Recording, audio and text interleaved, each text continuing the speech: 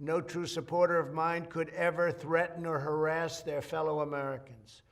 If you do any of these things, you are not supporting our movement, you are attacking it, and you are attacking our country. My fellow Americans, I want to speak to you tonight about the troubling events of the past week.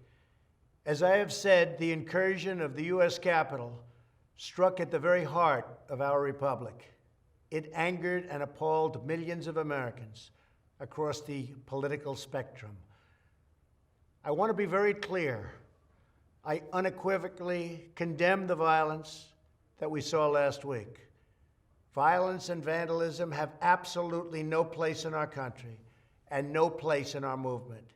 Making America great again has always been about defending the rule of law, supporting the men and women of law enforcement, and upholding our nation's most sacred traditions and values.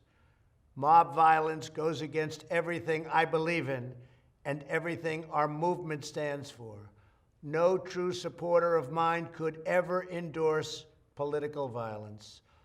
No true supporter of mine could ever disrespect law enforcement or our great American flag.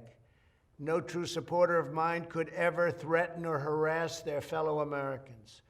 If you do any of these things, you are not supporting our movement, you are attacking it, and you are attacking our country.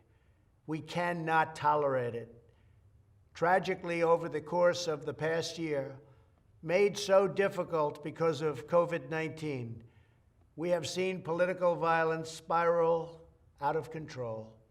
We have seen too many riots, too many mobs, too many acts of intimidation and destruction. It must stop. Whether you are on the right or on the left, a Democrat or a Republican, there is never a justification for violence. No excuses, no exceptions. America is a nation of laws.